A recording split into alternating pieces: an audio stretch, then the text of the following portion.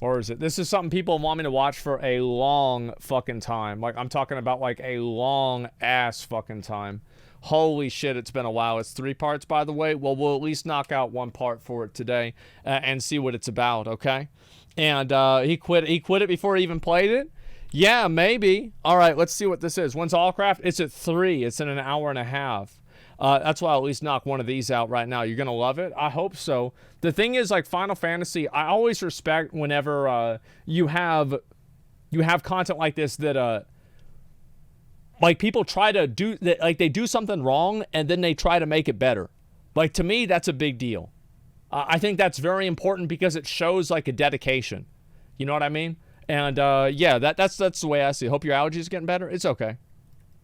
You hear what happened with the U-Haul riot stuff in Idaho? Oh, about those guys in the U-Haul? Yeah, I saw that. All right, let's start this. Here we go. The initial flop made everyone hate the game. I know. Turn on subtitles. What's this shit? Settings, subtitles, English. Okay. All right, we got it. This is it. It's time. What's the music? Square is buried deep into the culture of Japan. Originally a spin-off from Masafumi Miyamoto's father's powerline construction firm, for over 30 years its games have helped power the rise of Japanese games development. Construction? There are no shortage of games that live under the Square Enix banner, but none as big as Final Fantasy. From our Western perspective, there's an air of mythos around the company. The accepted truth behind the series title is that it was named... Wait, give me 1 second. So what is this here? Japanese speakers only. How do I change that? I got it. I've never done this before, so I don't know what to expect. Okay, let's do it. Final Fantasy, as it was Square's make or break game to avoid impending bankruptcy. And even if the real answer has more to do with creating an acronym that could be pronounced by both Eastern and Western audiences, it's that first story that gets told. That's the legacy of this series. Stories about adventures that get passed from generation to generation, as nearby as the arcades of Akihabara and as far as the playgrounds of Europe. As the Final Fantasy series has moved from numeral to numeral, there have been high points and low, but with each new game comes the promise of a new story, a new myth. The story of what happened with Final Fantasy XIV is one such myth. What we know about it comes from old reviews, archived message board threads, and through conversations with those who were there. The reason for this is that the original version of Final Fantasy XIV doesn't exist anymore. Unlike the vast majority of other old games, there is no way of playing it. It was redacted, painted over, where once stood I like how, like, with a lot of the old games that, like, there's not an old version for it. People have, like, a private server for it running somewhere. As far as I know, nobody has a private server for the original Final Fantasy XIV. Nobody has it. It's okay. That threatened to sink the Final Fantasy brand forever, now stands the second most popular subscription MMO in the world. And as the years pass us, the myth of that original version and its incredible redemption story are at risk of disappearing. How did it all happen? How did the same studio that shipped a broken mess turn it all around in 2 years? Why did they make the decision to keep the old version still alive while secretly working on a brand new game? And how did they manage to make all of this, the redesign and rebirth, part of the game's lore? We knew this was a story worth telling, not only for those who were there to see it all go down, but for the millions of you who have never heard about this, who never knew the extraordinary lengths the development team went to save this game. So we did just that. Pack your bags, friends. NoClip is heading to Tokyo. Here we go. Holy shit.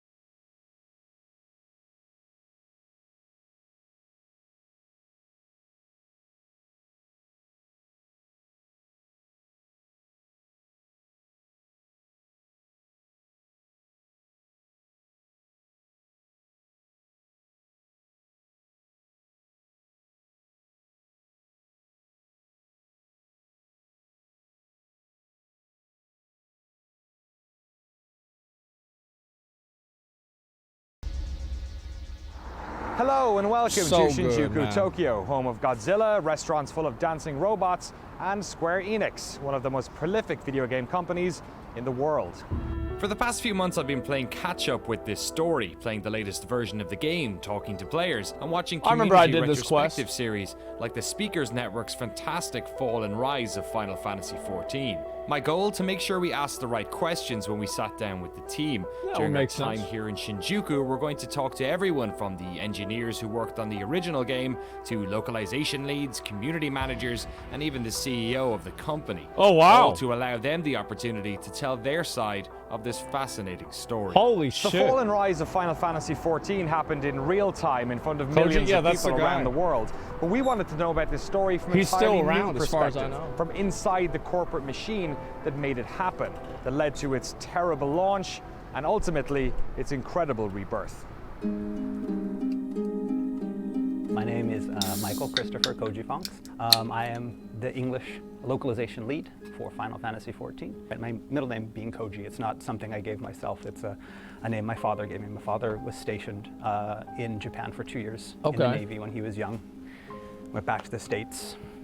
My mom had me. They wanted to give me a Japanese name. The family was having none of that, so they kind of snuck it in the middle name. But then they always called me Koji, and so I guess the joke was on the rest of the family. You know, my dad being in the Navy. That's cool. I like didn't that. Really That's learn interesting. A lot about Japan, other than he really liked Japan, but didn't That's learn any of nice. the language. So I always knew that Aw. my name was Japanese, but beyond that, I really didn't know anything about Japan. But there was always that little seed in there. And then when I got into high school, there's a Japanese class, and I like games. Oh, they make games in Japan. Hey, let me study Japanese. If I study Japanese, I can play all those cool Japanese games that never come out over in America. That's the And way kind it of used to snowballed be. from there. Yeah. When I graduated from high school, I took a trip to Japan for 3 weeks, homestay type of thing, and I fell in love with it. And during that period, I got to visit a lot of schools and a lot of English classes in those schools. And I thought, wow, I could probably I know English, I could do this, will be easy. It wasn't as easy as I thought it was going to be, but I studied a couple years at a university in America, then transferred over to Japan, started over 4 years at a university in Japan. Wow. Got my teaching license, and yeah. It's hard work being a Holy teacher. shit. Yes, I mean, I loved it, but That's I mean, a lot it was of very work, draining. yeah. And that's why, pretty much after you'd go to school 6 in the morning for morning basketball practice, because I was the basketball coach, because as my principal said, hey, you're tall, you're the basketball coach. Then you'd get into classes. I mean, I'd have my homeroom class, then I'd have Yeah, volume? 6 or Okay, I'll 7 turn it up a bit. other classes, teaching. Then Yeah, you'd he have leveled up after twice. School, all of a sudden, it's there's after school basketball, and then you'd get home and you Uh-huh. correct. So I was really Checks out, yeah. always at school every day. It was very draining, and I would go home and I would play FF11. It was how I was able to relax, and being able to go into my little room and turn off the lights and put on my headphones and Wait, so this guy could have played with Ninja? There is a chance that he could have played with Ninja. Oh my god.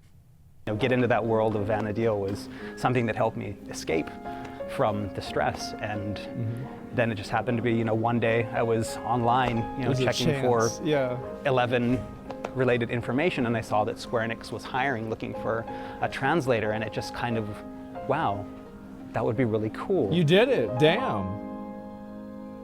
That's an interesting Koji story. wasn't alone. Final Fantasy XIV was launched in 2010. Well, I have to say, like, this face, it just looks so dumb to me. What it reminds me of is, like, remember whenever that old crazy lady painted over Ecce Homo? And she painted Jesus' face back onto him, and it was all, like, fucked up and shit? That's what it reminded me of. The story of this game starts 8 years earlier with the launch of Final Fantasy XI. Yeah, they made the Square's cat girls first way MMO, hotter. the early days of online. Many of the team who worked on 14 started on 11. One of those was Kasuga-san, who joined the company in 1999 to build a network infrastructure for this fledgling MMO. They all have such good 自 hair. 分はネットワークとサーバー担当で入っていて、なので一番最初にやっていたのが、当時プレイステーション PlayStation 22で was 初めて、amazing. 厳 Best console 密には of all ドリーム time. キャストがその前にあるんですけれども、プレイステーションプラットフォームとしては、オンライン要素が入った初めての時期だったので、プレイステーション2でネットワークを作るために Did y'all have one of these? TCP/IP のドライバーを作ったりとか、まだ当時モデム通信の I 時代 didn't. だったんで I didn't have it. PPP 通信とか、あと ADSL がちょうど普及し始めた時期だったんで、ADSL の認証として使われた PPPoE とかっていうその本当にネットワークの下の部分、今だとあんまし誰も書かないようなところを書くっていう担当で入社してました。11に関して言うとね、スクエアエニックスって言いますか、スクエアが初めて、オンラインのあれだけの規模の、So this is the guy. でやるってのはもう本当初めてだったんで、いやもう正直。Oh man, so yeah, this is the guy. こんな言っちゃっていいのかな。Wait, was this the guy that wrote all the stuff about NFTs? No shot, this was the guy. Oh my god, there he is. Oh man, this is president of Square Enix. Am I allowed to say more? Looks at PR and laughs. Yeah, it's about fucking right. OK なの？いいんだ。まずね、どういうことがあったかというと、What year did Final Fantasy XI come MMO out? とかね、海外だとウルティマとかそういった先行事例あるんだけど、基本的に PC ですよね。で俺らが今週末でやるなんてもう無謀の極みだとかってね、もうたくさんそういうふうに言われました。ソニーさんがPS2 のハードディスク BB キットなんかもですね、もう何台かそういうの吸ったもんだしていろんなことがありましたんで、ほとんど不可能だとかでよく言われてましたよ。That's pretty visionary. 成功なんて。I didn't realize that. 11 was my first MMO. I hadn't played one before. I remember. Dude, I didn't even realize like I just thought Final Fantasy XI was just like some dumb old game. I didn't realize it was like probably the first console MMO. Holy shit, man. Yeah, dude, I had no idea. It still runs, yeah. Like I didn't even understand the perspective of it. I remember purchasing the PlayStation 2 broadband unit because they were all sold out. I ended up paying double on like some Yahoo auction or something like that. eBay. Ridiculous, but I had to play it. We got a new internet connection. We were on a regular modem at that time. Dude, in 2001, because, this was we crazy. Needed a new modem. We had to upgrade to this ISDN, insane. 128, But yeah, it was definitely first worth it. cross-platform too? Something that was That's completely new to me, but holy fuck. Fascinating. And ever since then, I've been into MMOs. That was Dark the Souls gateway 2. drug for me. Going in from Came out like, what, 11 and 15 then years trying, later? some of the Western MMOs as well. Getting into World of Warcraft, seeing the differences between the two. Personally, I think it's very different. I mean, here in Japan from the Western market because, yeah, it is for everyone in the globe. I mean, it's very first MMORPG on the console, PlayStation 2, and also, I mean, it was the first ever cross-platform MMO between PlayStation 2 and the Xbox 360. The obvious one is the most Japanese people don't very like to chat in public. Right. So, I mean, in the world, there's a lot of characters, but it's very quiet because people are using a tell instead of the say or shout. And then, but if you go to the Western world, game world, I mean, every single one is shouting around. So yeah, that's a huge difference. While that's crazy. I had no idea about that. Cause yeah, you go on any American server, and it's like I remember like any of them. There's just people popping off constantly. Yeah, Baron's chat. You have your EverQuests and you had your Ultima Onlines. In Japan, there was none of that.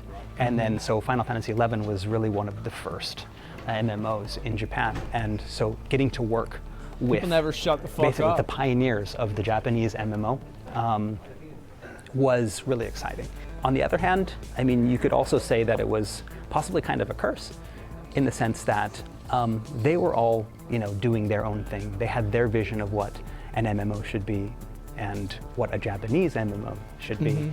And then me, again, not having played an MMO before, getting on this team and thinking, okay, this is an MMO, and translating away and working in that project, I kind of, started thinking, okay, this is what an MMO is, this is what an MMO is. And then that one day I start playing WoW and it's like, oh, oh. Yeah. Seeing the differences between the two and saying like, okay, what I thought was the norm in Final Fantasy XI, the grinding for 20 hours to go up one level and then only to have your level drop when you, pull too many crabs and it kills you and you've lost 5 hours work. Like, I thought that was normal. And then you're like, what? That's not normal, is it? The Japanese... I'm glad they added that bit of context in there because like WoW was like, yeah, WoW was a huge departure from like old games. WoW was considered the super casual MMO, and that's why it was so good. That's why it was so popular. Base game, Final Fantasy XI, had already released, and they were working on the first expansion pack, Rise of the Zalart. I was part of the team that was working to get the base game and Rise of Zalart all translated before the Japanese Rise of Zalart was finished. Yeah, WoW so was hella casual. That's why it was so good. Did you get it on time? I got it on time. I haven't missed a deadline yet. That's one thing. This was recorded before Final Endwalker. Fantasy XI was a huge success for Square Enix. It established a concurrent user base of around 250,000 players for years. Bro, Squaresoft. That's the old school shit. Like, that's what I remember seeing at the beginning of my games back in Super Nintendo, was Squaresoft. It was the most profitable Wow. Final Fantasy game ever, and at one stage was the 6th most popular game on all of Wow. Xbox Live. More than that, it established the Japanese style of MMO. And when the Yeah, decision was... Squaresoft was like the From Software of the 90s. Like, any game that they put out was a banger. Like, every single one was good. It was finished. It was well designed. made in 2005 to start work on a sequel, the new MMO was built around things that made 11 successful, focusing, like most Final Fantasy games do, on beautiful graphics and an interesting battle system. This new game was to be directed and produced by the same duo that shipped 11, series veteran Hiromichi Tanaka and Nobuaki Komodo. Final Fantasy XIV was announced for Windows and PlayStation 3 in 2009, but behind the scenes the development team was struggling to put the pieces of its new world together.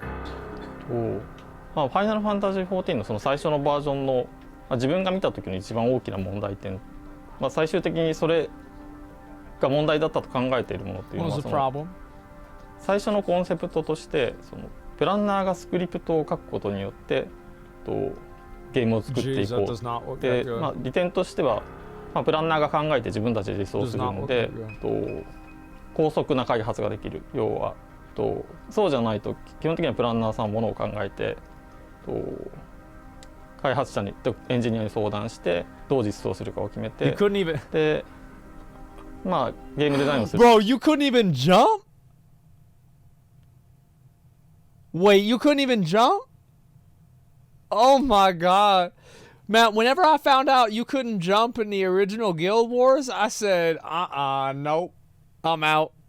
That's it. You can't, well, if you can't jump in a game, I'm out.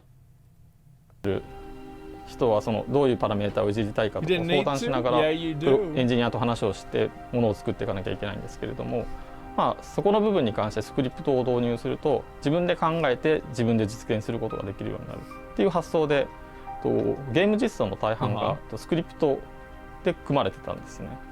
でそのスクリプト UI の問題もそうなんですけれども、ゲームも UI も基本的にはスクリプトで書かれていて、でスクリプトを動かすエンジン側がかなり負荷が高いというか CPU をたくさん使わないと動かない状態になっているので、ちょっとした何かをするだけでもゲーム内で少し何かをするだけでも非常に CPU リソースを使うことになっていて、すぐにサーバーが回るサイクルが遅くなっていくっていうことが問題として発生する。PUBG had this problem too. 結果としてそのサーバーでできることは少ない、あとゲームとしてサーバーで実現できるところは少ないですし、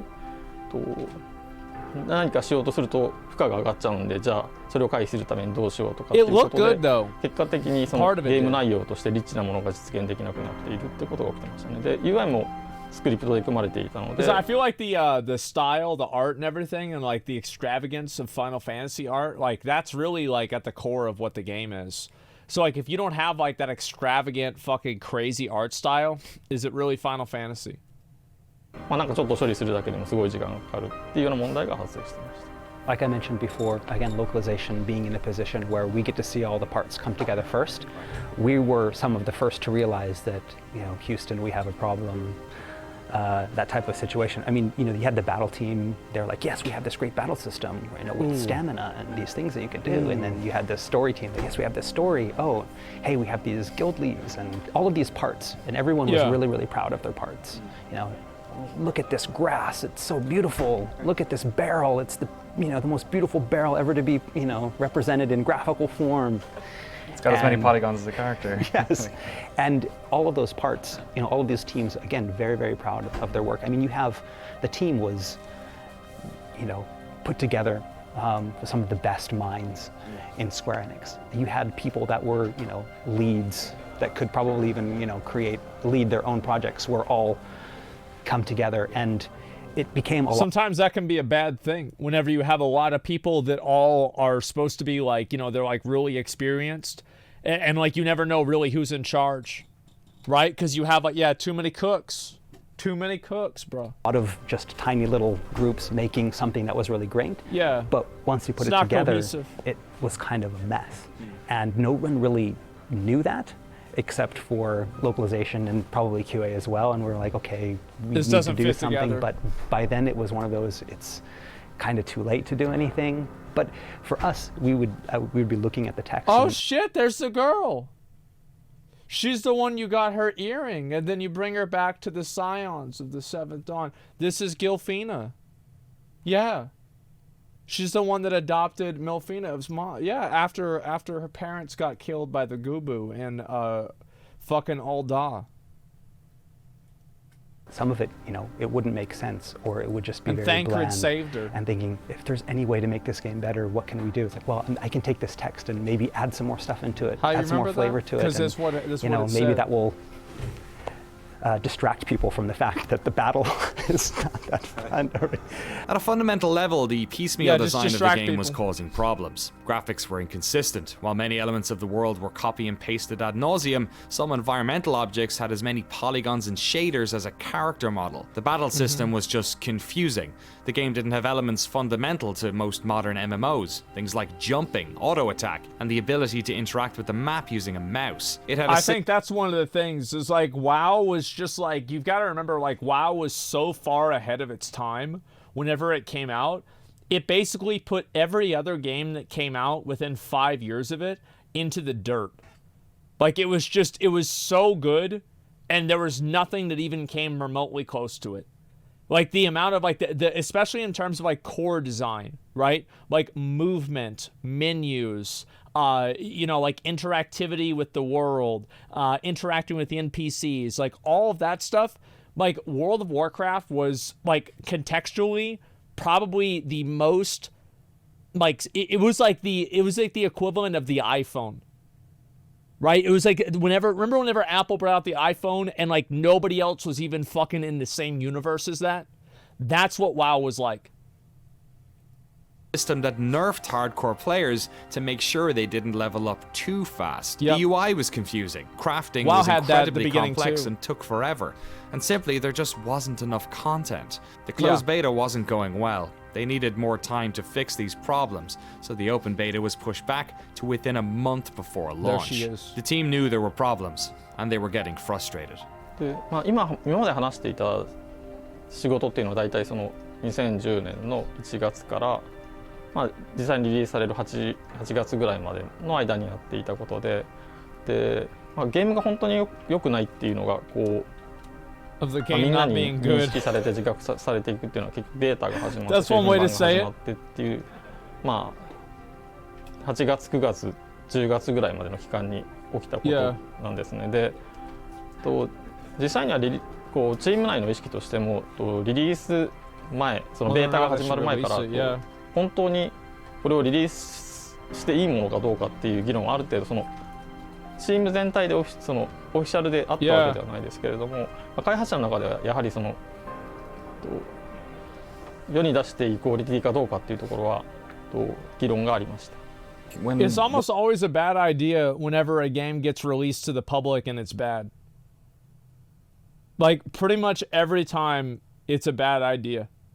Like it's like if it gets released early, like Cyberpunk, New World, Shadowlands, what are some other examples? Like it gets like what happens is like people's first impression is so important. No Man's Sky, right? And like I don't know how that game's doing now, the population, I have no idea, but people still have like a negative impression of it. Like if you release a bad game, that game is bad forever. That's it. And like, this isn't the Shigeru Miyamoto quote from like fucking 30 years ago. I'm talking about like it's bad forever in the mind of people. Like, even if it gets good, it's still bad. 1.0 was getting made. Was the mentality that, oh, we're not like, that's like their thing, and we have our very own successful thing over here. We're going to just make another one of those. Right, and that's really what it felt like, is that we're going to continue doing what we did because it succeeded before. Why wouldn't it succeed again? And seeing that direction, them taking that direction, and knowing that, having worked on 11, that yes, they were very successful. Seeing the success that they had with Final Fantasy XI, seeing these great creators, creating something that was, revolutionary. But then on the other hand, knowing that what they were doing was, yeah, but maybe that worked 6 or 7 years ago, but a lot of things have changed since then. And that's kind of what happened, I feel like, with Cyberpunk, is that Cyberpunk, what my understanding was, is like they just kind of assumed that it would be good because they made Witcher 3. It's like, well, we made Witcher 3. How could this be bad? And you found out. I think there was even one guy on the localization team that got to that point where he just got so frustrated that he just wrote this scathing mail and sent it out to the whole team before telling anyone else on localization he was going to write it. And then we all get it at the same time, the devs team. We're reading, it's like, wow, this is really terrible. I hope he doesn't, he sent it to the whole team.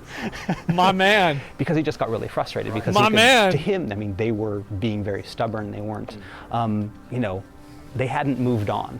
Whereas the rest of the world had moved on and adapted, with. Wait, so he literally was like, so he straight up said, like, y'all doing the old fucking game. This is not the way the game should be anymore. Oh my God, I love that. That's amazing. Release of WoW and what they had done. Yeah. Whereas the team here was like, no, we're going to stick with what we know, and that's good enough. Then start feeling more concerning the situation. This is not fixed. Yeah. Not fixed. You announced the launch date, but it's not fixed. So, but still, some major portion of people 2011. are still thinking, believing. No, it's better. Still better. Last phase. And it's like, also, you got to keep in mind, like, at that same time, 2011, this is like right on the heels of like WoW, and it's like absolute peak of popularity, right? This is like 2010, 2011, fucking like Wrath of the Lich King is out, Arthas is getting killed, like it's the biggest fucking thing, man. Still better. So it could be, fixed or changed at the launch timing.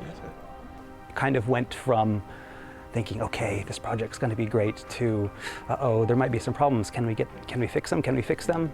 Okay, we can't fix them. Is there anything we can do? I don't know. It was a very taxing experience. The team crossed their fingers and hoped that the game's beta problems were simply that, the same issues that most MMOs have, ones that could be fixed with patches once the game entered live operations. And so that's what they all say. Yep, that's what they all say. They're like, yeah, we know it's fucked up, but by the time, whenever it comes out, we'll fix it eventually, right? It's like, that was the cycle, the WoW cycle. Oh, they'll fix it in alpha. They'll fix it in beta. They'll fix it in the live game. They'll fix it in the first patch. They'll fix it in the second patch. Oh, wow, they finally fixed it. And then a new expansion comes out. Oh, they'll fix a new thing in the next expansion, the first alpha, then the beta. And it's like, yeah, finally, this is what happens. New World. Yeah, they'll get it eventually, right?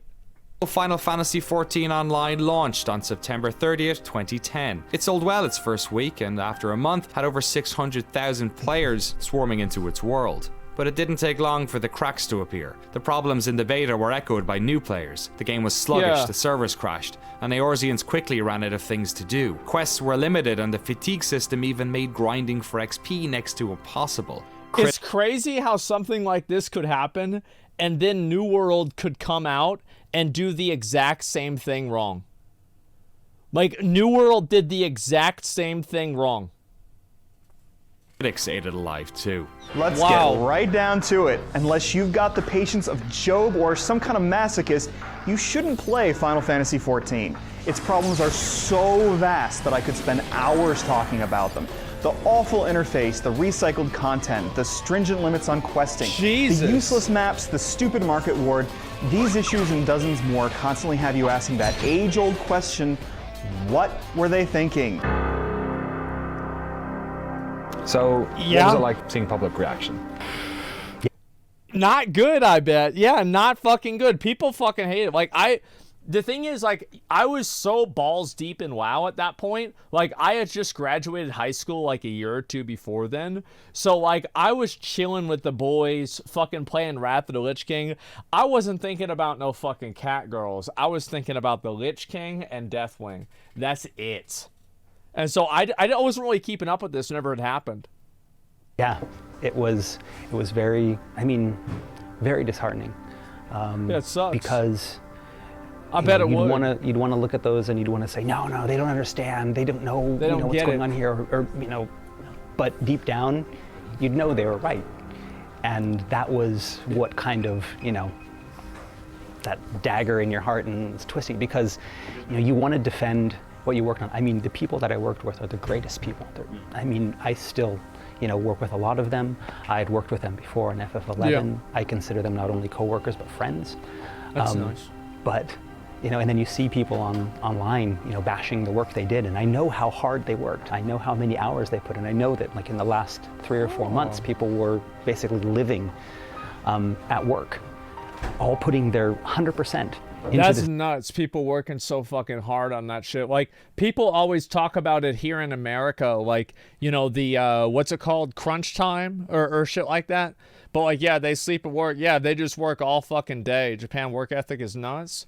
The thing is, like, it's also the, it's like the culture. A lot of the culture is different. And, like, you do have companies that work this way here in the U.S., but it's like there's like a good part of it and like a bad part of it, right? It's like, working hard and like a dedication to like stay late and like really make sure the job is done, like that's good, but like then it goes too far and like people do die from getting overworked and shit like that too. A game that was, destined to You call it Death March? it's kind of crash and burn, and then to have people online just say, oh, that sucks, this person is a piece of shit, and their work is terrible.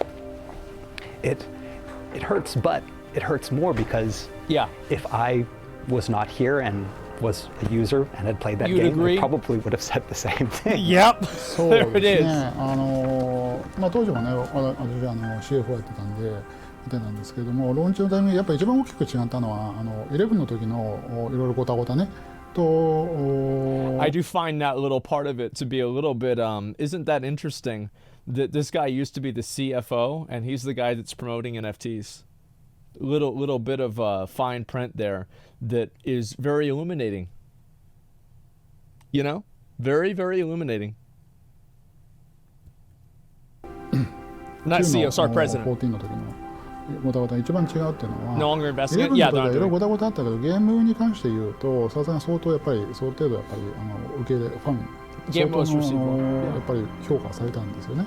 でオペレーション上の、ね、トラブルとかっていろいろ多分あるっていうこれはある程度つきもので、大変だったんですけれどもそれはあったんですけどゲーム内容に関して言うと非常に評価されたというふうに理解してますけれども前作の場合の一番やっぱ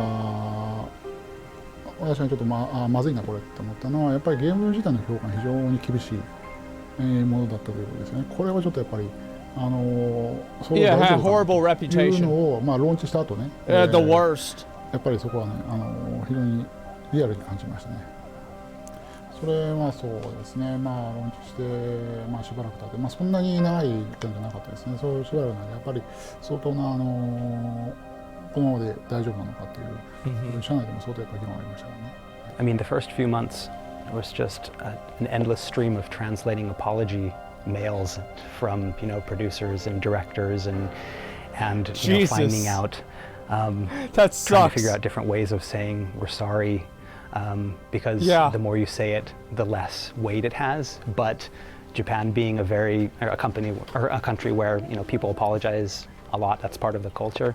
but then trying to translate that, it's like, okay, this is the 10th time I've said sorry in this one post, and then from, you know, the American myself, it's like, yeah, people are going to look at that as insincere. You know, the more you apologize, the more and then trying to explain that to the team, it's like, no, we have to apologize. It's like, yes, you have to apologize, but and it just became, we weren't talking about the game anymore. I remember this same thing happened whenever Yoshi P recently apologized for the delay on Endwalker, and like everybody here was like, yeah, I mean, because at this point, right, I think a lot of people, like, I think we're just kind of tired of like having a game come out and like it's not ready or it's bad. So it's like, yeah, take all the time you want.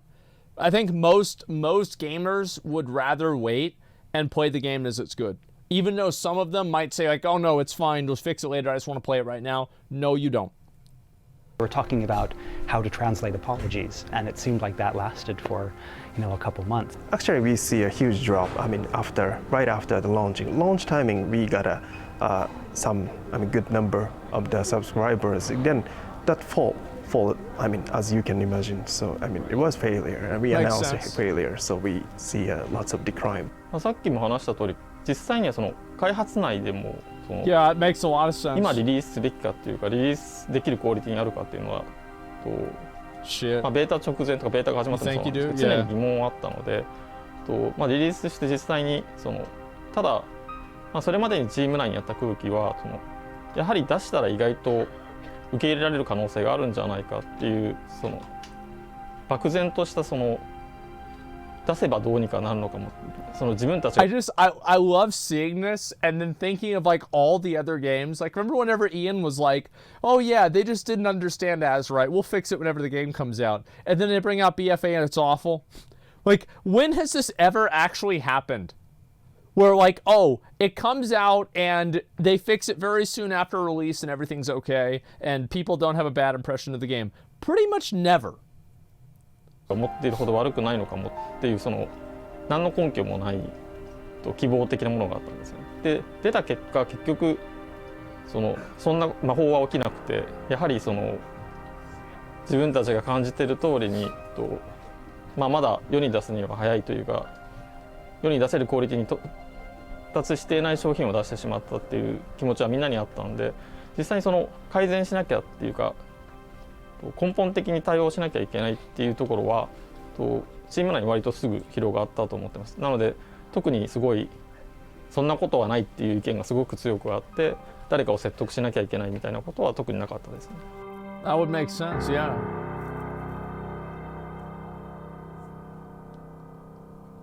It was bad. Like Today's everything that I've heard about like the original Final Fantasy 14 was like it was just garbage. Like everything about it was bad. It was just a horrible game. Like graphics were bad, gameplay was bad, everything was bad. That sucks. is based across multiple floors in a modern office complex in Shinjuku, Tokyo. It's a company that is often designing multiple projects at once. And while Final Fantasy XIV was being developed, in another part of the building a different game was being made. Produced by a Final Fantasy fan, his name, Naoki Yoshida. 一番最初は、ファミリーコンピューター、US だとエンターテインメントシステムのマリオブラザーズが一番最初にプレイしたゲームです。とにかくそのテレビの中、テレビっていうのはその見るものだと思っていた子供の時に。ところがそのマリオブラザーズで初めてそのコントローラーを握ってゲームをプレイした時に、まずそもそもテレビのものを自分が自由に動かせるっていうことがものすごいショックで、友達の家でプレイさせてもらったんだけど、ものすごい興奮したのを覚えてます。ドラゴンクエストっていう日本で RPG を。It's crazy to think about that because, like, I mean, obviously he's a bit older than I am, and a lot of us are. So it's like, I remember like how crazy it was whenever the internet came out, right? And like how big of a deal that was. I bet for people like video games probably were like that same level of fucking like holy shit. Like I'm actually moving shit around on the television, you know? Like that's nuts.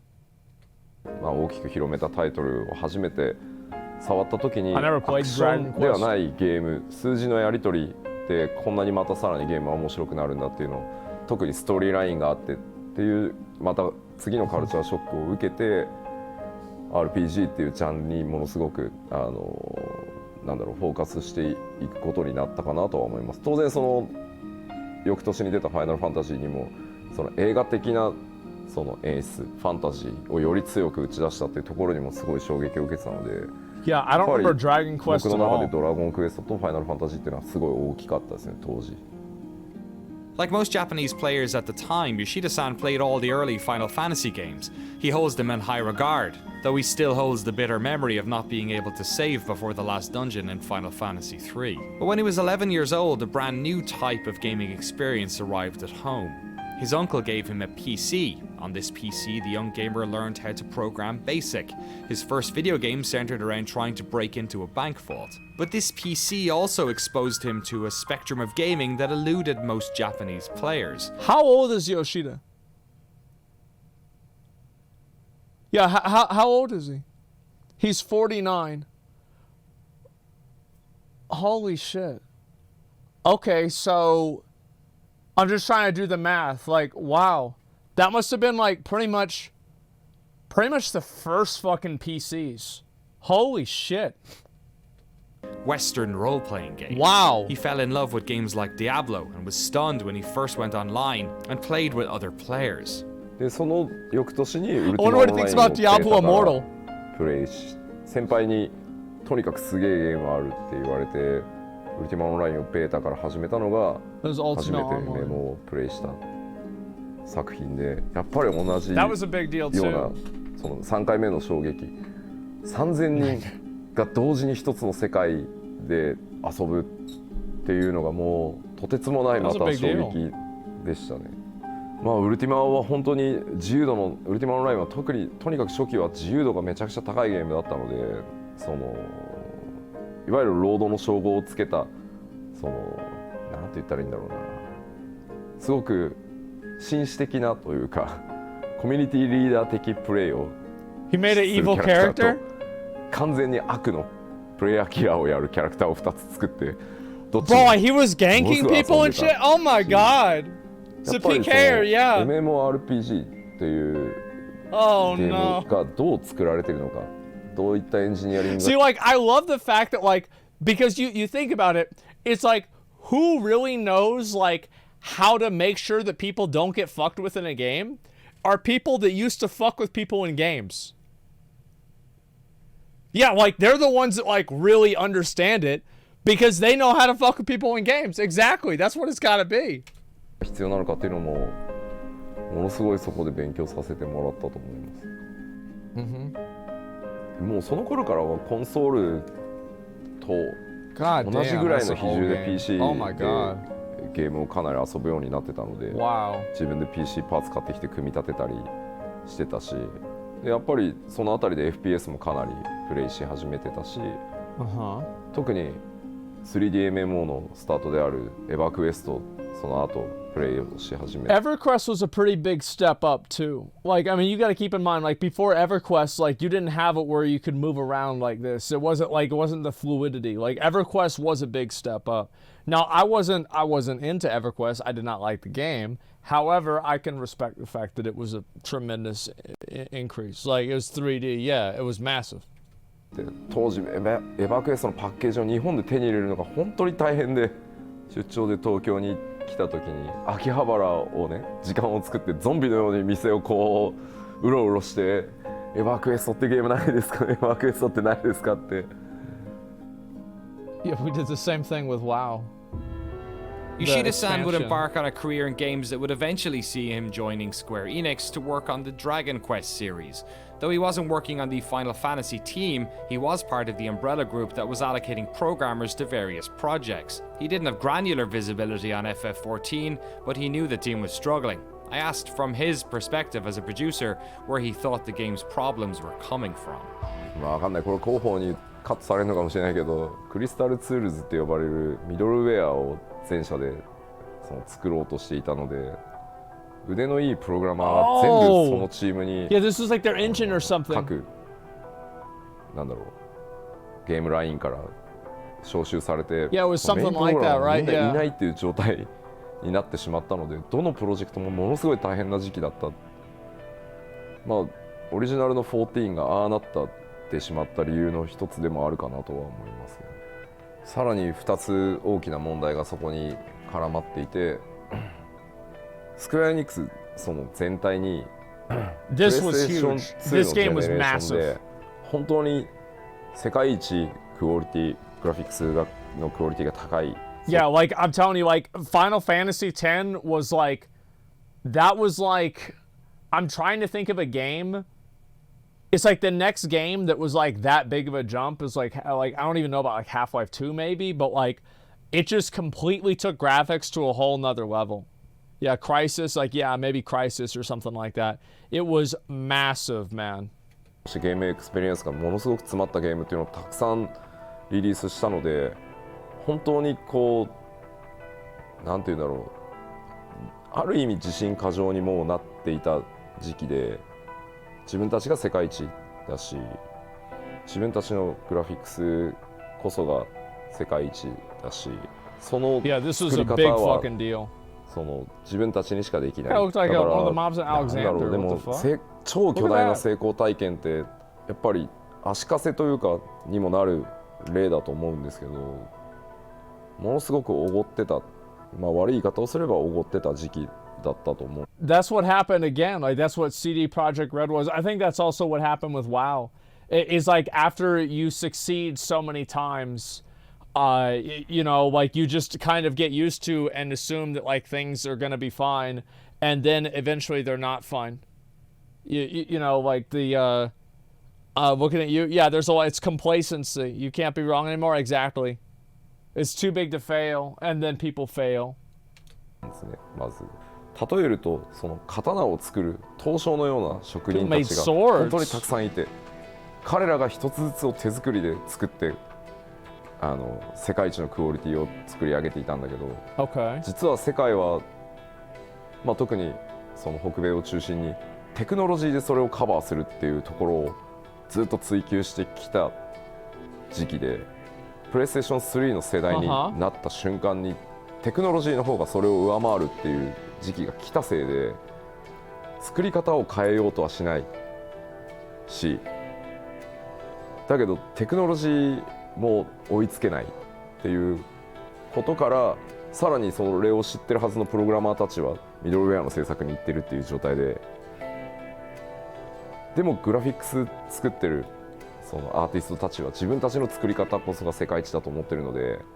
That's what happened with a lot of, like, the thing is that graphics, this used to be a really big issue. Like now I feel like a lot of people have like better PCs in general, but like even back 10 years ago, one of the biggest problems with games is whenever a game had really good graphics, it was effectively unplayable for a large amount of people. People just could not, yeah, they were not ready for that.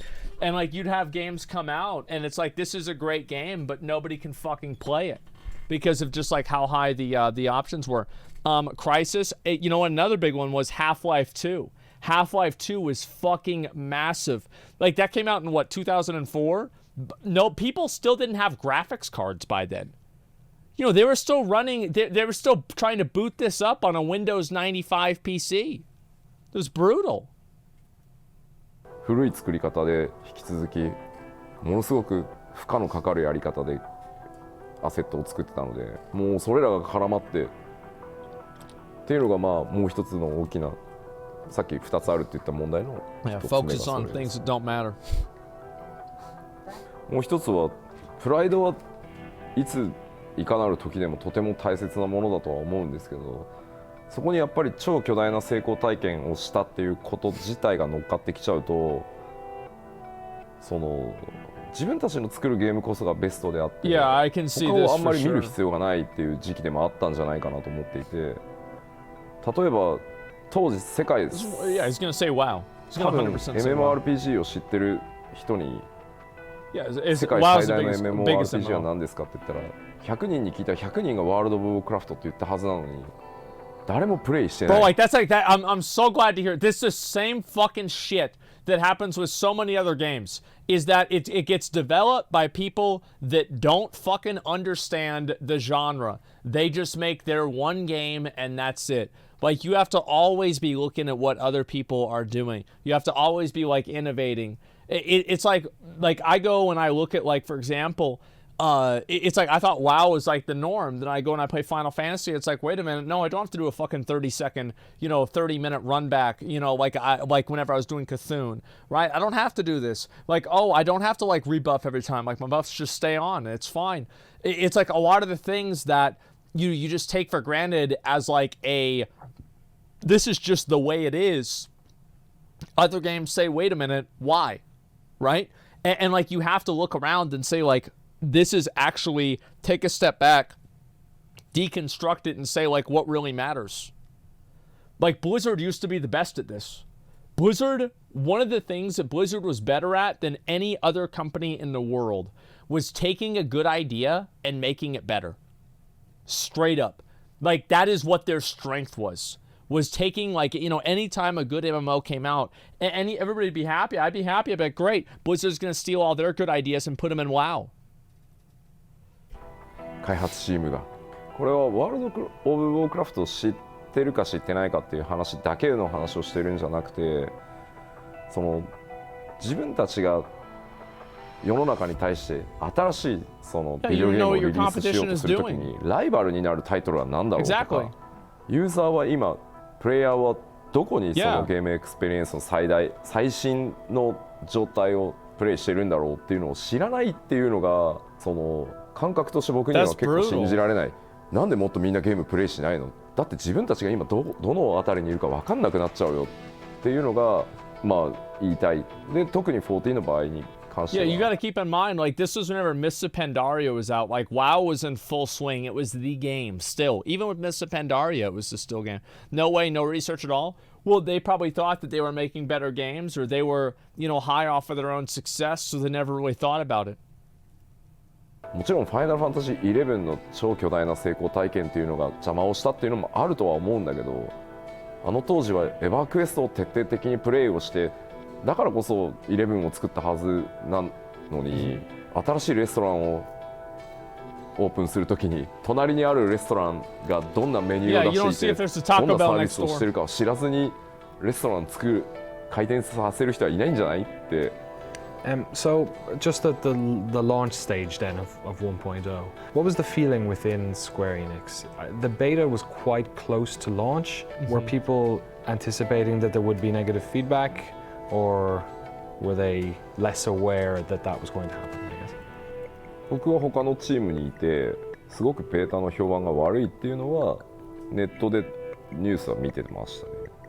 ただ多かれ少なかれ MMORPG のローンチは絶対に荒れやすい、サーバーがすぐ落ちるとか、ストレステストをやってるけどプレイヤーの方は遊びたいからやっぱりサーバーが落ちるとやっぱりすごく文句を言って当然だと思いますし、だから僕もやっぱり11を作ったチームだからそうは言っても11のやっぱり完成度が高いのでそこと比較をしてあの機能がないこの機能がないっていう話をしてるのかなっていうふうに思ってた。僕は僕自身の開発が忙しかったのもあって、ただそれもPeople never get tired of complaining. 少しずつ収まっていくんだろうなっていうふうに僕は当時は見てた。They never get tired of it. ただ別の角度、今度はそのオリジナルの14チームの中のその視点としては、このままだと本当にまずいもっと時間をかけて品質を上げないと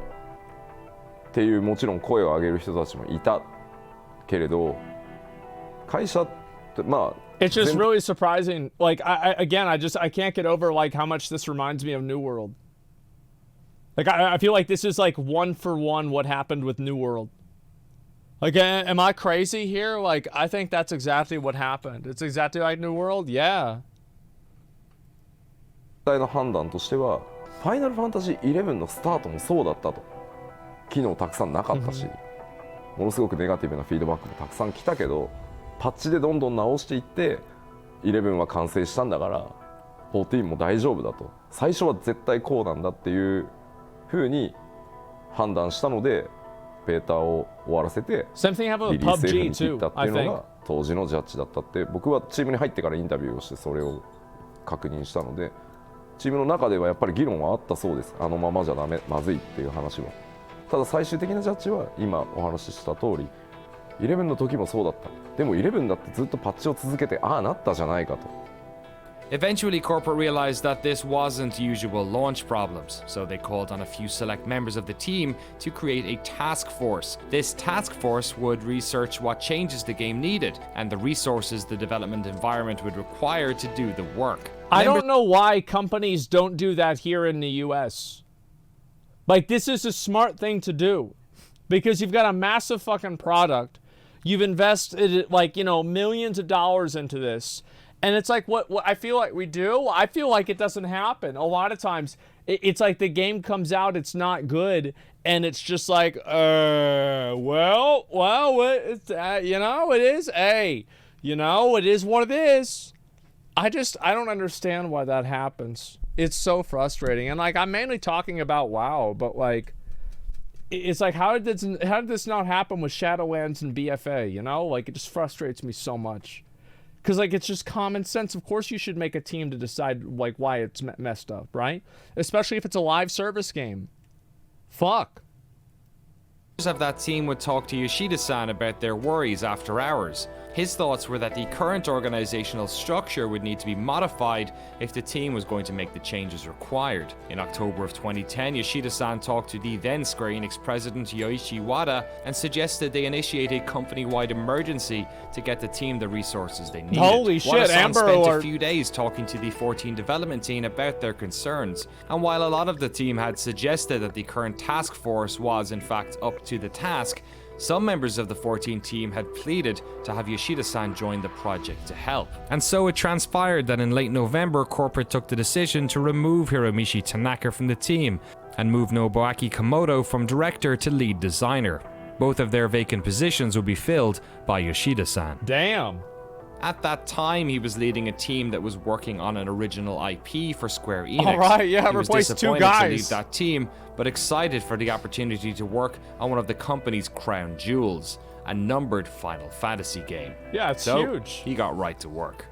やらなきゃいけないことが当時3つあると思ってて、まあ、順番にやってったんですけど、まずそのチームにまあ、オリジナルのチームにトップが変わります。であとそのタスクフォースメンバーもそのまま開発コアとしてリードに入りますっていう当然話をしなきゃいけない全チームに。ただ僕はドラゴンクエスト側のゲームを開発することが多かったので、そのほとんどのスタッフを知らないというか、まあ顔と名前ぐらいは知ってるスタッフはいたけど、一緒に仕事したことがある人がほとんどいなかったので、まず Say Hello っていうところから。で一度もみんな仕事したことがないから、どんな仕事をする人間なのかを見てくれればいいよってまずで、あ、こいつダメだと思ったらチームも抜けて構わないからっていう話を。If you don't like it, you can get the fuck out. That's what it is. Yep, there it is. Holy shit. Yeah, then you can leave, but just give me 3 months and then let me know what you think by then. That's confidence, man. 最初にして一緒に仕事してみよう。でも1回はいいよねって。でそれでダメだと思ったら本当すぐ抜けて構わないから3ヶ月ぐらいまず一緒にやろうよっていう話を僕スピーチでした記憶があります。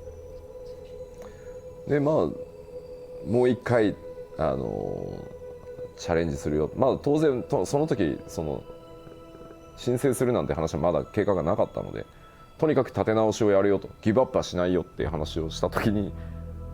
It would make them like, the thing is, you got to keep in mind is like Final Fantasy is like such a big thing with Square Enix. This is like their main game. Like that's like the main thing. That's like, you think of Square Enix, you think of Final Fantasy, right? So like if there's an L Final Fantasy, that's gonna be like there's an L expansion. Like if Blizzard, if WoW is bad, Blizzard is bad. If WoW is good, Blizzard is good. That's just the facts. よしやるぞっていう人たちと、13 huge fucking out. もういい、もう無理だよっていう人たちと、なんだよこの急な体制変更って言ってまあ怒ってる雰囲気の人たちとっていうのが大体のその時の雰囲気でしたね。まあそんな中で今も14のサウンドディレクターやってる曽健が、まあその話をしてた時と大きなホールだったんですけど、2階のサウンドブースで僕のマイクの調整とかやってくれてて、その素見があいつだけですよ、やり直すぞっていうか、そのリベンジするぞって言ったらガッツポーズしてたのはあいつだけです。今でも覚えてますよ。2階席でおっしゃーってやってたんで、あいつ。I saw both reactions. I saw the, oh my God, we just went through a year of hell and now he's asking us to go through a year and a half of hell to this point that might, be another failure. Yeah. Because, no one had taken the game. Wait, that was Soken? Holy shit, I don't think he mentioned his name. God damn, so he was there ever since the beginning. Holy fuck. He did? I didn't see that. Maybe I looked away for a second. Soken was a sound mic dude? Yeah, I just didn't know his name. I didn't see the name. Rebuilt it. Holy shit. In this manner before. That's so basically cool. Saying, like, yeah, you just have to trust me, and yeah, you could, waste another year and a half of your life and it could be a failure, and, but you're gonna have to believe me on this one. And so, yeah, a lot of people are like, I can't do this anymore, I don't know. And I can understand that because, again, it was a gamble. But then on the other hand, there were, a lot of us, myself included, but a lot of people on the team that were like, no, we worked so hard on this and we did our jobs the best that we could, but for a lot of, reasons, some circumstances that were out of our control, decisions made by higher ups, decisions made by other teams that, affected our work, and nothing that we could do about it. But we had put our all into it and we were invested in the project. We still believed in the project. To have someone from the outside come in and not just come in to say, okay, forget it, we're just gonna do it my way or the highway. He's like, he asked our opinions. He laid out a roadmap. He gave us a vision and a hope. And even though it seemed like it would be difficult to achieve, it didn't seem inconceivable. Yoshi P knew that's there was one of the things that's really important whenever you actually are in charge of people, is you can't just tell people what to do. You can't do that. It's just, you have that shit happen and nobody's gonna fucking listen to you. It's just not going. Remember, this is what I said before, with that last video. It's you can't just fuck people over and expect them not to turn around and bite you on the ankle, and maybe it's not going to take you down, but it's just going to make your life more complicated. It's going to be annoying, right? And that's it. Lead by example. No, well, you treat people. The thing is, you treat people like you're not in charge of them, right? You treat them like you're responsible for making sure that everybody succeeds. It's you view yourself not as a position of power, but as a position of responsibility. I think that's kind of that's how I would put it. It's a big responsibility to be in charge of shit like this. It's not just oh, I'm in charge, I get to tell people what to do. No, this shit's hard.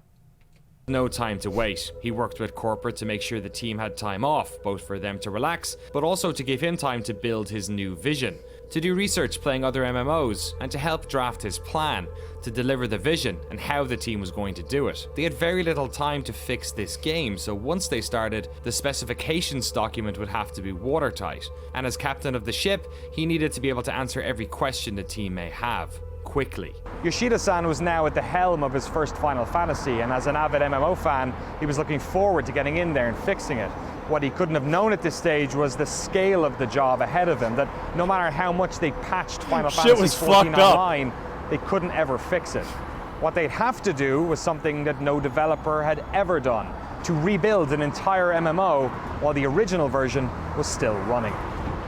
I don't think that that's what they should do with realized immediately that it was something that couldn't be solved via patches. I think they still believe that if we patch it, it'll be fine. And it wasn't until they reevaluated and then brought in the new blood. Yoshida-san came in and told them, okay, yeah, this is not something that can be patched. If we want to fix this, that's one thing that's really important that I think a lot of people don't realize, is that it's actually super important to have new people come in and have new people really have a fresh look at things. Not just go and fucking have the same shit fucking rehashed over and over and over. You have to have a new perspective, new people to see things. Take a drastic step. Yoshida spent 7 weeks researching and returned with 2 options for corporate. It was then he realized that it would be impossible to convert the current game into an MMO that could last the test of time. Ultimately, though, this was a decision that corporate had to make. So he returned with not 1, but 2 plans. Plan A and Plan B. Okay. During this meeting, he explained that Plan A would be to patch the game and make it more playable, but that ultimately the game would never really satisfy players, and though Square Enix may make their money back, the damage to the online brand would be catastrophic. And then there was Plan B. 今のファイナルファンタジー4、当時のオリジナルのファイナルファンタジー14をパッチを当てて、 That's big.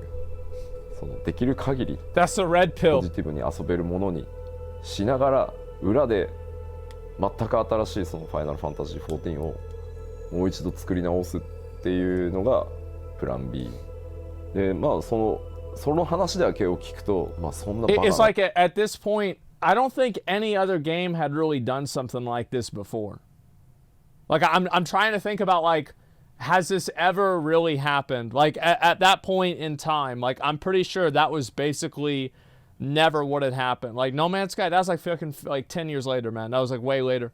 And so like Lost Ark, yeah, way later. I'm talking about like a new game, and or sorry, a game at that time. So like this like that just saying that is like crazy. Like wait, what the fuck? Because like nobody had thought of doing anything like that. ってなるので、当然どうやってそれを達成するか Yeah, it チ is ー a ムを big leap. 2つに分けて、でどういったそのマネジメントスタイルでそれをやるのかで、大体発売時期はプレイステーション3版をリリースするっていうのがプレイヤーとの約束だったので、プレイステーション3の寿命が来る前にリリースしなきゃいけないので、2012年年末から2013年中には絶対リリースできるこの計画であればっていうプレゼンテーションをして、リスクは高い、ただ当然そんなことをしたことはないし、ゲーム業界でしかも同じタイトルで作り直してるから、成功うまくいったとしても成功するかどうかはわからない。ただ少なくともやっぱりファイナルファンタジーってクレイジーだねとか、すごいことするねとか。That's one thing that's like also really a factor is like Final Fantasy was always like a game that pushed limits. Like Final Fantasy VII, huge game. I think Final Fantasy X was like probably like the one that most people can remember, where it's like this one just like fucking went above and beyond. You know, it was a limit breaker, exactly. 少なくとも自分たちがミスしたことを認めて信頼を取り戻そうとしたっていう努力は、見てくれてる人は多分見てくれるだろう。だからどっちをチョイスするかは会社に任せる。ただどっちであっても全力でやるよっていう話をプレゼンテーションして、まあ、結果的にはね、プラン B でって言ってくれたんで今こうなってますけど。That's a big dick move for them to just say like, yeah, fucking remake the whole game. You know, let's bet on it going well. Yeah, no Western developers would choose B. A lot of people would not choose B. They would just say like, let's make the money back, let's move on, do the next one. Yeah, reputation. Yeah, the reputation matters a lot. It's something that's like, it's like you don't read the reputation. Final Fantasy XIV 1.0 was in a state of disarray. Square Enix had decided to suspend subscriptions to help ease the negativity around the game, while the PS3 version was indefinitely postponed. For the next 2 years, Yoshida-san and his team would work tirelessly on not one, but 2 MMOs, patching the original 1.0 to fans' expectations, while secretly working on a brand new version of Final Fantasy XIV. That's nuts. In our next episode, we focus on that 2-year period and tell the incredible story of the falling moon of Dalamud, the death of 1.0, and the birth of a new Eorzea. Holy fuck, man. Holy fucking shit. Wow. My GameCom link video? I'll link the video real quick, okay? We can watch it, but we gotta watch it quick. I can't do too many pauses, alright? Because we got Allcraft coming up right after that. So we'll do part 2. Part 2 is 36 minutes. We might pause it or like, you know, not finish it today. But if we don't, we'll just finish it next time 100%. But yeah, there is a part 2. And we'll go into it. That is just nuts, man. Holy fucking shit. Like, yeah, let's go. Yeah, we'll watch part of it at least, right? And then we'll go from there. I'm gonna have to say, like, it is like, it's like, obviously, like Yoshida, everybody thinks about like the fact that like, you know, he kind of saved the shit, but you've got to think about it. Like the corporate people at Square Enix, they were the ones that really made the call to do this. You know, it was like, it was him that made it happen, but they were the ones that funded the shit, right? Like, that's a big dick move. Absolutely. Those are some real gamers, bro. Yeah, exactly. They had to agree with it. Oh my God. All right, let's see it. Here we go. This is the second part. I think I got this shit set up, right? Let me see if it is. What's this here? Okay, we got it. We good. We good. Crazy monetary risk? Yeah, exactly. Imagine Bobby making that decision. I could not. So what did you think from your perspective as CFO to fix this problem? That's a no-shot situation. It's going to involve creating a new game. It's going to involve keeping the other game still running. Did you think at that time that that was a solid investment, that's what Square Enix should be doing, or did you think that it was a risky venture? 単純にそこだけ見るとね、すごくリスクの高い話、多分一般的には多分なるというふうに思うんですけれども、さすがに当社はね、ナンバリングタイトルでフラッグシップのタイトルで MMO タイトルなわけですから、それがこのままサービスが頓挫してしまうというのは、これは非常に将来的にまずいと。これはやっぱり See, like that's the perspective that like a lot of people somehow don't seem to have. Is like whenever your reputation is damaged, it's not something that you read on like an accounting ledger. It's something that's like the Hong Kong thing with Blizzard. That's going to happen to them. People are going to bring that up in 10 years. 非常に大きなダメージを与えるということで、再度作り直しと並行してやるということの投資に関しては、これははっきり言ってやっぱりやるべきっていうか、やらざるを得ないというふうな判断でしたね。ものすごい財務的なリスクがものすごい大きかったですけどね。Yeah, it's just becomes part of your legacy. Yeah.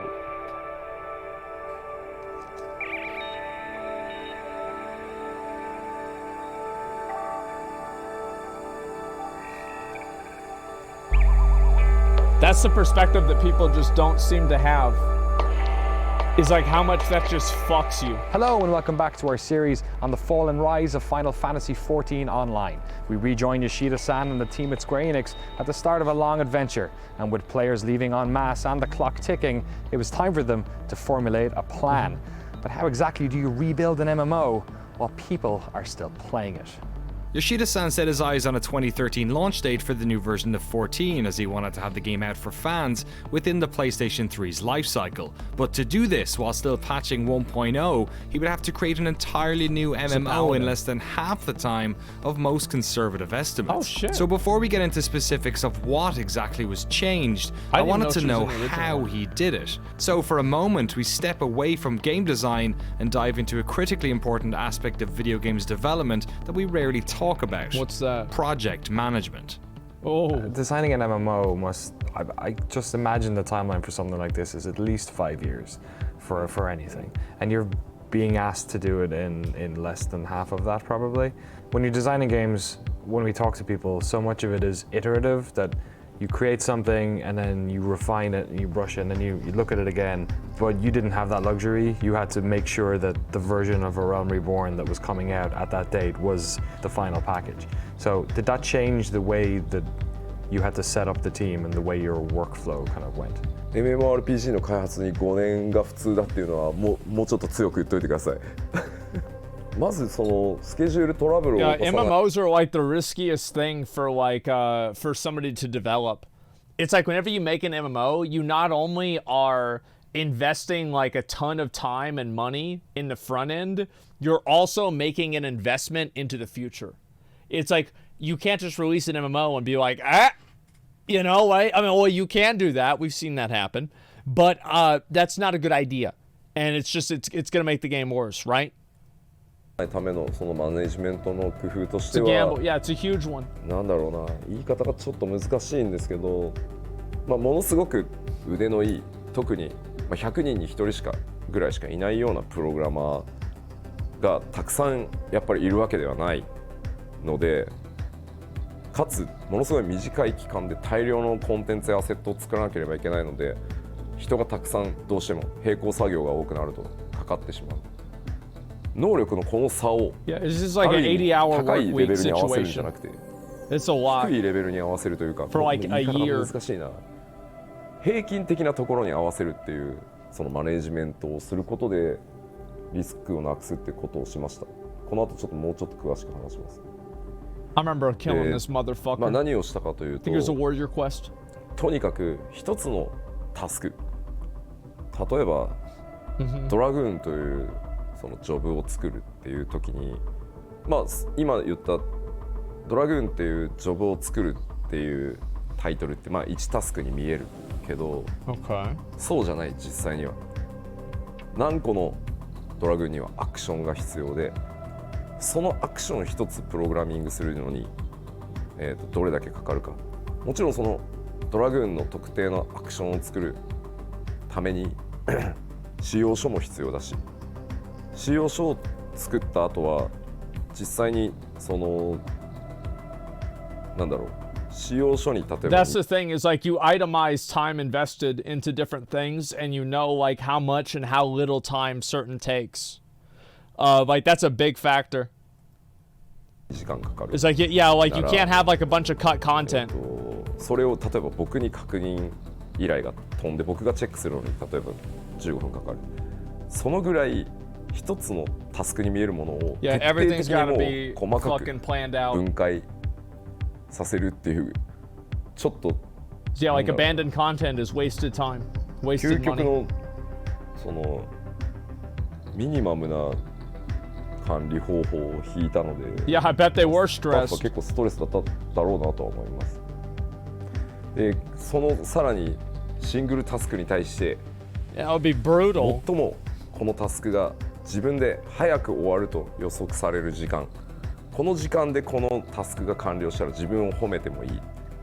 逆にこのタスクがこの時間以上かかってしまったら給料をもらう資格がないっていうぐらい、その最悪のケースっていうそのミニマムで終わる時間とマックスかかってもこれだけだろうっていう時間を両方申告させて、その平均値で基本的にはスケジュールを管理するっていう、本当にミニマムマイクロマネージメント、マイクロすぎるぐらいのマイクロマネージメントをしてました。That's one of the big factors that, like, again, having somebody in charge that understands what things are rather than just like looking at things and being like, yeah, this is how long I think it should take because this is what like a book says. Like, min-maxing your time. Basically, that's it. Like, min-maxing time is actually like super fucking important. 最初はウィークでみんなそのやり方に慣れてもらうために毎週1週間でそのマネージメントを回してで1週間経つと結果が出るので、さらにそこに個人パラメータ。Yeah, like my dad, he actually did this. Like after he retired from being an executive, he did consulting work and he did basically like process analysis stuff like this. It's actually like one of the big things I learned from him is like how to not like waste time doing bullshit, right? And like that's why I was always like very good at WoW and shit. And like getting stuff done is because I would figure out like the most optimized way of doing something. And like you'll notice that like anybody, if you look at like top end guilds or like anybody who's like really high up there and like you ask them like how do they actually go about solving a problem, they have shit itemized down just like this. 例えば吉田はやたらとミニマムをこう they don't fuck around するけど、結局タスクが終わってみるとマックスに寄りがちだなってなった場合は 50% で見積もるんじゃなくて、もうその係数をかけて吉田はマックス側に寄るからきっと次の週のスプリントはもうちょっとマックス側に寄るだろうみたいなのをどんどんこうで個人特性までそうやって管理してたので1日の稼働時間は8時間ではありますけど、まあ、トイレに行ったりっていう時間も必要だし、あと必ずミーティングやその会議室でのミーティングじゃなかったとしてもスタッフと仕様の打ち合わせを絶対にそのデスクトゥデスクでフェイストゥフェイスでやることもあると思うので、Yeah, 1日の稼働は6時間で計算してましたね、その時は。Yeah, it's like whenever people are actually working 8 hours, they're in the office for 8 hours. They're not working 8 hours. They're working like maybe 6 or 5. 全員6時間、8時間では見ない。Yeah, he says 大 6 体慣 there. れてきた Yeah, らそれを exactly. まあ2週間スプリント Like に three? 変えて、あとは毎朝必ず Nice. スタンドアップミーティングをして、それぞれのセクションで自分のタスクが今どうなってるのか、誰かのタスクが遅れてるせいで自分のタスクに取り掛かれないとかいうのは毎朝スタンドアップミーティングをして、ではこのタスクを入れ替えてこっちを先にやってくれないとこの人が止まってしまうからっていうのをもう全部毎朝やってましたね。だからスクラムっていうそのマネジメント手法のちょっと変形型ですね。ただ最後に言っときますけど、このマイクロマネジメント普通じゃないのでおすすめしないですよ。Yeah, it's like doing that kind of stuff burns people out a lot. It's like you have to have everybody like on the same page with shit. It's like I'm sure some of you guys have probably been in like a situation where like everybody is working really hard around the clock and like morale is super good. Everybody has like a shared goal and like people are just trying to get it done, right? They really care about it. And then like and that feels great, right? But you've also probably like at least heard of times where it's the opposite. People are just being worked to death and it's like there's no real point to it. There's no end in sight. It's just brutal. Yeah, it's a stressful environment. Like morale becomes more important the more stressful things are. So yeah, it's really important to make sure that like people feel like they're getting heard and they, you know, they're not upset about things. 2年弱で MMORPG を作る、逆に言うとスタッフにも2年かからず終わるから、このマネジメントだから今は我慢してって言ってやってもらったものなので、一般的には絶対お勧めしないです。細かすぎます。Yeah, I mean, yeah, anyone can come nobody in and wants say, to do "Oh yeah, that. we're gonna rebuild the game. Follow me."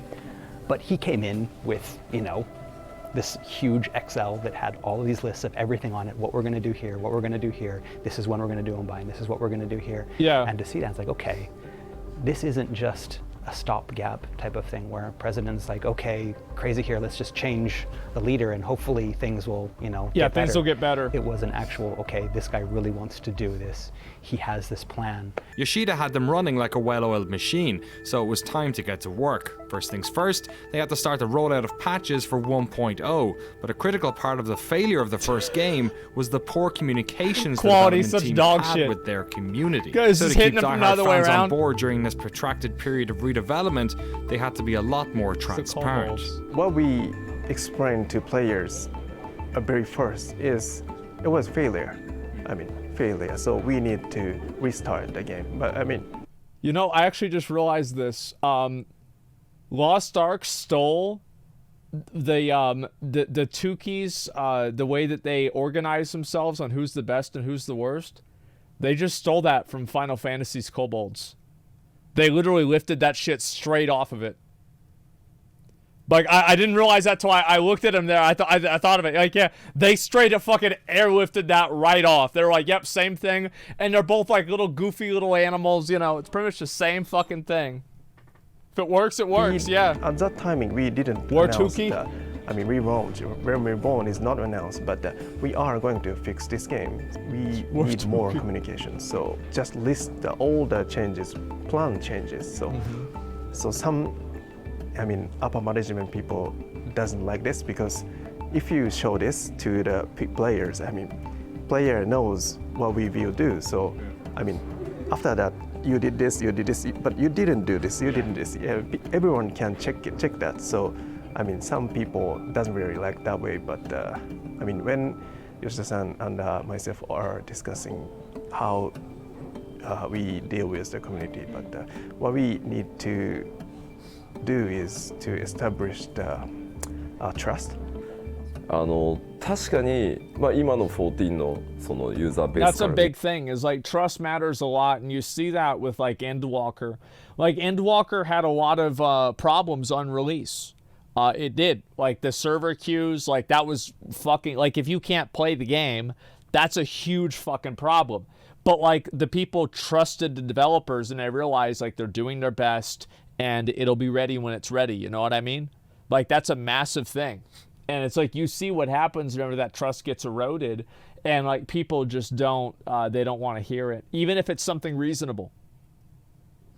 当時のユーザーベースはものすごい小さかった。 It's my fault. Yeah, I got tweeted at ただ whenever it happened. I was doing it. メディアの皆さんからもそのプレイヤーからもそのファイナルファンタジー14はもうダメだ。むしろなんであんなダメなゲーム遊んでるの君たちどうかしてるんじゃないのって言われながらも、Yeah. いやファイナルファンタジーシリーズだから絶対何とかしてくれるはずだ。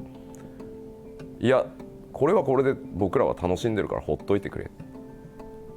その11だって最初の頃はいろいろあったけど、Yeah, people thought the game would get better. きっと良くなるはずって言って数はもちろん今と比較したらすごく小さい。 That's what happened with WoD. Is that people thought WoD was going to continuously get better. And to be fair, I think Blizzard pretty much delivered. Like, Legion was fucking insane.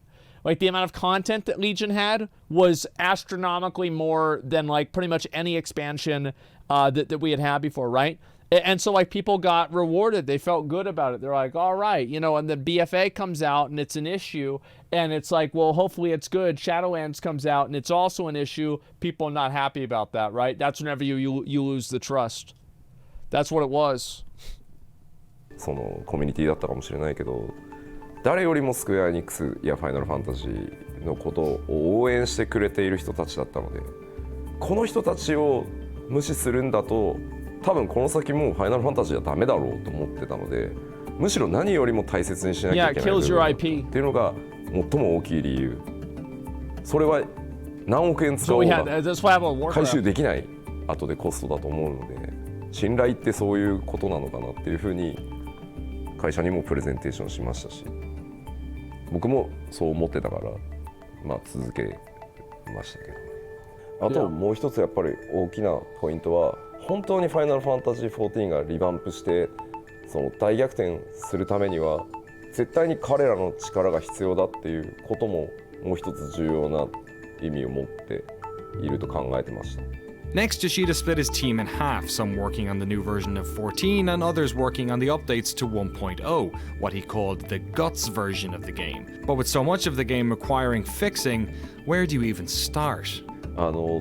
まず一番最初にやらなきゃいけないと思ったのはインターフェースをとにかくIt's crazy how bad that interface was. Oh my god. 遊べるように。Like I didn't even realize it was that bad. 僕最初にやっぱりオリジナルの14触った時にインターフェースがあまりにもなんだろうひどすぎて It's just awful. 話にならない。だって PC バージョンしか出てないのにゲームパッドがないとまともに遊べない。聞いたことがないそんな PC ゲーム。And it's like these are all like you keep in mind, right? In the context, like these are all insights and experience that he's had. Probably some people on the team didn't even think this was a problem, you know. But he had that insight because he played other MMOs. He played WoW. He played Ultima Online, and so like he knew, like, oh, this is not how it's supposed to work. This is not how the game's supposed to be played. でまともに遊べないゲームなんか見たことがなかったので、いくらそのコンテンツを作ろうがジョブを作ろうがインターフェースがダメだったらコンテンツの面白さに到達する前に人はゲームをやめてしまうので、とにかくインターフェースを直さないとゲームにならないっていうふうに考えたので、一番最初にすごい丁寧に取り掛かったのはやっぱりインターフェースの改修っていうところですね。僕最初にプレイした時5分ぐらいでやめちゃいましたもん。でもね、笑い話でクイットの仕方が分からなくて、ウィンドウの右上にある You could quit the game. He tried. He's like, all right, I'm out. I'm done. ゲームを終了するとデータがセーブされない可能性があります。それでもよろしいですかってダイアログが出るのね。いやいやよくないでしょって。いや僕はエンジニアだからサーバーに常に書き込んでるからそんなわけないじゃんって思ってるんですけど、万が一のことがあるから多分出てるんですよそのダイアログ。でも意味がわからない。そうなるともう怖くて押せないですよね。なんだこれ。Yeah, people don't want to leave. 押すとまたゲームにいるわけでしょ。That's true. X 押すとダイアログでしょ。どうやってクイットするんだよこのゲーム。Interface isn't sexy. It's not something you tend to hear a lot about in video games coverage because yeah, you do. Remember whenever all the Ubisoft developers were upset and other game devs were mad because the interface for fucking Elden Ring was dog shit, but nobody cared? Yeah, it was like, it's workable. Yeah, is it good? No, I mean, it's not good. But it's yeah, it is what it is. Yeah, I hear about that all the time. So it's familiar. Yeah, people are used to this, whatever. Really, when it's done correctly, you're not supposed to notice it. Yeah, exactly. So when the early patches for the game concentrated on interface and quality of life updates, much of the community began to get frustrated. Yeah. The team needed to fix it quickly, so Yoshida employed the help of a Square veteran. I think this is kind of what's happening with Dragonflight in a way, is that like, WoW, like they're trying to fix like core issues with the game, like UI, like base character design, and like people want new bells and new whistles, and sometimes you don't need new bells and new whistles. You got to worry about the fucking wheels and the axles and shit, right? You got to worry about the goddamn engine. And it's like people perceive that as not being like not working on it, but like they actually are. One of the developers on that original 1.0 task force. はい、皆川博と申します。ファイナルファンタジー14ではユーザーインターフェースの、設計デザインとあとアート的なビジュアルの方も担当しています。よろしくお願いします。今47歳なんですけれども、25の時に入社したのでもう22年経ちますね。当時はまだスクエアエニックスがスクエアという会社だったので、ですね、ファイナルファンタジータクティクスの、アートディレクターを担当していました。なので普段は少ない情報、なるべく少ない情報やシンプルな表示を心がけているんですけれども、今回はカスタマイズ性というかよりツール的な考え方でいろんなプレイヤーがそれぞれ自分の好きなカスタマイズができるようにっていうことを普段よりも強く意識してます。まあやはりバトルがテンポのスピーディーなテンポのゲームなので、カーソルフォーカスを十字キーで動かしながら決定するっていう、まあ、そういう操作性ではちょっとゲームにならないだろうというところがあったので、まあ、かなり最初の頃にクロスホットバーというアクションを選択するインターフェースを考えたんですけれども、ただこのインターフェース自体は割と昔から他のゲームで自分自身作ったり使ったりしていたものだったので、絶対それでいけるだろうなという思いはありました。なので実はそこはあまり苦労していなかったりします。まあ例えば表現方法が変わると必ず僕はこっちの方が良かったっていう話は来るんですね。例えばインベントリーは以前はテキストで表示されていたんですけれども、アイコンになると当然Yeah, that's what it used to be. Like in the old Final Fantasy games, like you didn't have icons. Like you had it would write down, and this is like all old fantasy games. That shit was just written down. It's like, elixir of power. Boom, there it is. よくわからないとか。なので両方欲しいっていう話は受けて、両方作るのは大変なんだよなっていう。Written down an amount, yeah. XIV or something. 今でも ARR のリリースから積み残しの仕事リストみたいなのがあるんですけれども、まあ2年以上経って今入るみたいな機能もたまにあったりします。でもう一つはバトルシステムをとにかく変更しないとコンテンツが作れない。つまりあまり良くないバトルシステムをベースにして、コンテンツを作ったとしてもコンテンツが面白くならない。だから順番としてはインターフェースを修正しながらバトルシステムを変更してやっとその先に Yeah, a game has bad combat, it's a bad game, period. That's it, it's done. That's all I have to say.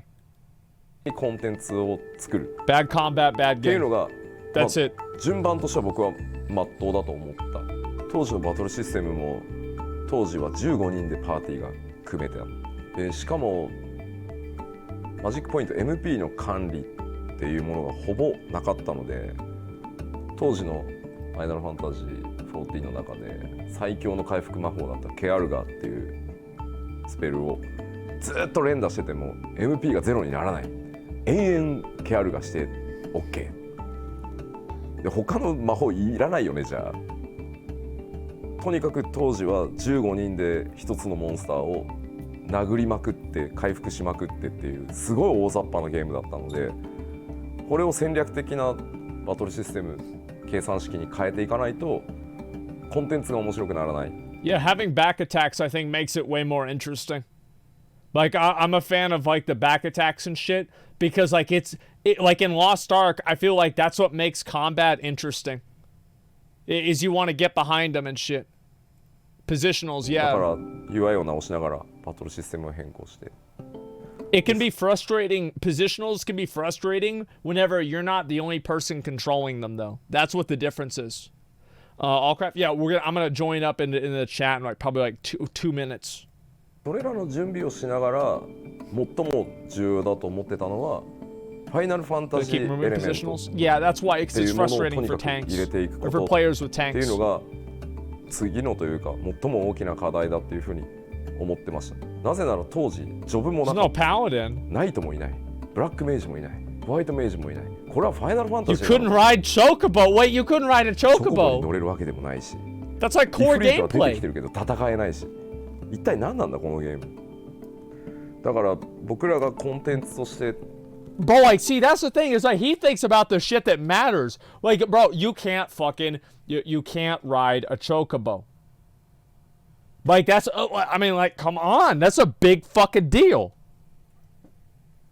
入れていかなきゃいけなかったのはやっぱりイフリートやそのガルーダいわゆる召喚獣って一般的に呼ばれてるものとのボスバトルを入れていかなきゃいけないと思ったしチョコボに乗れないなんて You gotta be able to ride a MMO なのに Chocobo. You're 話にな goddamn らないから fucking チョコ right. ボにちゃんと乗れるようにしなきゃいけないし Yeah. 何よりジョブがないのも FF じゃない少なくとも僕は FF だと思わないのでだったらジョブをちゃんと入れていこうっていうところが Need Chocobos. でもそれもやっぱりさっき Absolutely. 言ったようにインターフェースとバトルシステムが治ってなければいいものにはならないのでまあだから回収をやりながらきちんと仕様を作ってそれを一つずつクリアしていくっていうのを中盤以降は続けてそこからやっぱりグッドゲームの評判はやっぱり Q14 も良くなっていってプレイヤーもずっと増え続けていったので少しずつですけどあれは僕らもすごい励まされましたねやっぱりちゃんと See, this is what I wish happened with New World. Is like I think New World gets too much hate,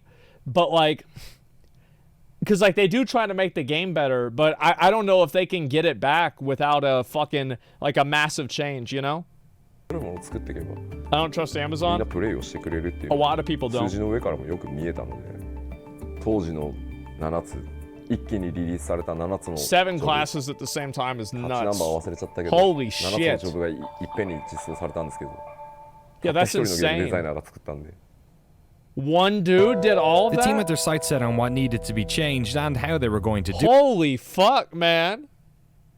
God fucking damn, that's a lot. That one guy made 7 classes.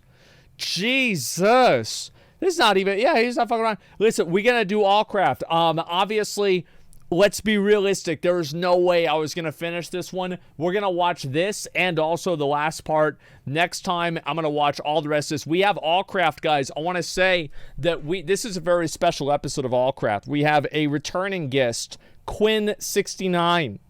The individual that spends too much money on Diablo Immortal, and we also have a new person today. We've never had him on Allcraft before, Josh Strife Hayes. So we're going to have both of those guys on today. We're going to talk about Diablo Immortal, where the game's going and everything. Give me 1 second. I'm going to join voice chat with them. Too much. Yo, what Bro, up? I wail on Magic as well. Oh my god. Like you're not even going to wait for the show for this? Sorry, we were all just we were just trading more stories. Combo, dude. Yeah. It's basically started. Okay, all right. Peckies, how we doing? I'm ready to go when you are. Okay, all right. We'll go ahead and we'll start it up. Give me just 1 second, and can you send me the link again? Just on my on Discord, just so I can see it. Yeah, I got you. Okay, As soon as I take the stream live, I will. Give me 1 sec. All right, guys, we're going to do Allcraft. Give me like literally 2 minutes, and then we're going to be live. We have Peckies do production for us, so like I go offline just for a second, then I'll come right back online for Allcraft, just so he can run production and like transitions and everything like that. Honestly, ever since he did that, the show has been 1,000 times better. If you guys have been watching Allcraft for years, you know what it was like with Hotted trying to fucking change everything and do that. It was an absolute fucking nightmare. So give me 1 second, and we will start it up in just a second.